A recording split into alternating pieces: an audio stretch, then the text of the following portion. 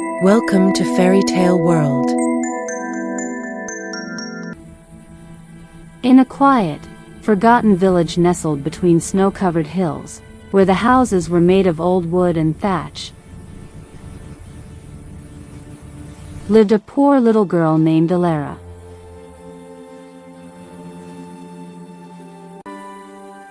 The village was so poor that the children rarely had toys, and families shared what little food they had. Elara was a sweet, kind-hearted girl with big dreamy eyes, tangled brown hair, and a ragged dress patched many times over. But her life was far from happy. She was a stepdaughter, living with her cruel stepmother after her father had passed away. Elara's stepmother was harsh and selfish, making Elara do all the chores from dawn till dusk. Scrub the floors. Fetch the water.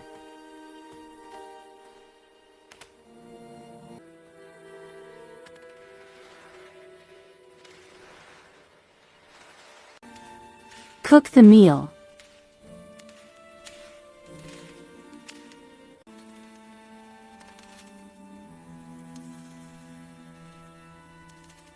The stepmother would shout, while she sat by the fire, warming her hands.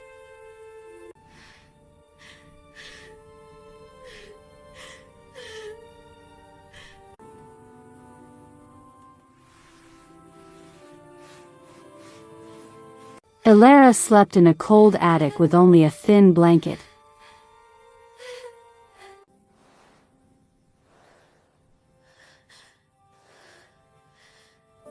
And she was often given scraps to eat.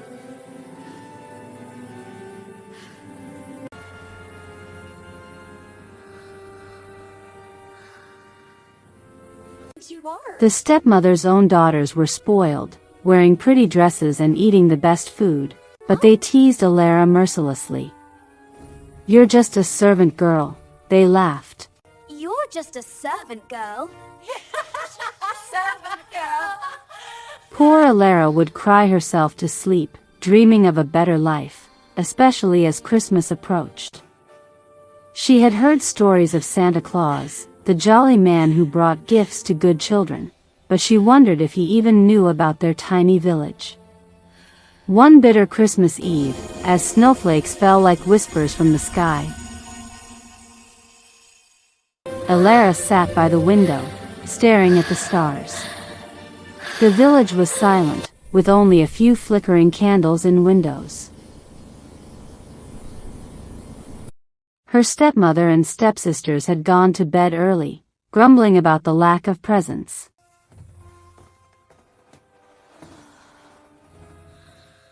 Elara whispered a quiet wish, "Dear Santa, if you're real, please bring some kindness to my life. I don't need toys, just a little warmth and love." As midnight struck, a soft jingle echoed through the village. Elara peeked outside and gasped. There, landing quietly on the snowy roof, was Santa Claus himself. His sleigh was pulled by reindeer with glowing noses, and his red suit sparkled under the moonlight. Santa hopped down with his big sack, but instead of going to the chimney, he knocked gently on the door.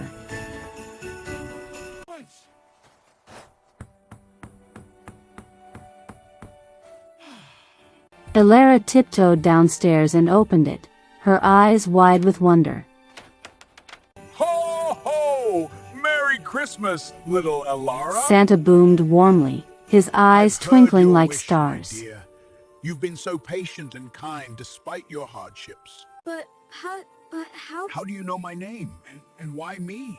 Elara could hardly believe it. I see all good hearts, even in the poorest villages. You've Santa shared your last smiled. crumbs with birds and helped neighbors without complaint. Now, it's time for your miracle. With a wave of his gloved hand, Santa's magic filled the house.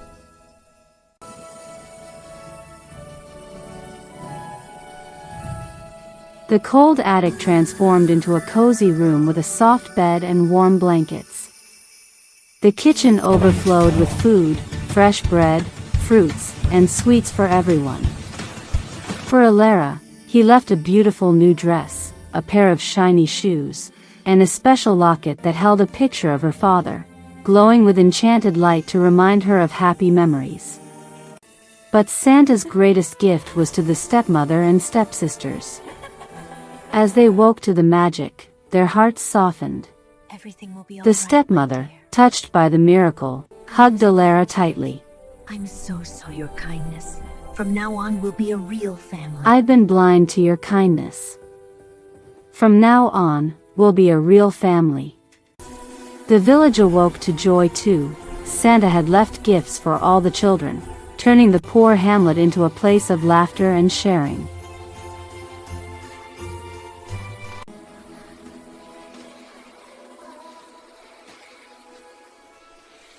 Elara's fate had changed forever.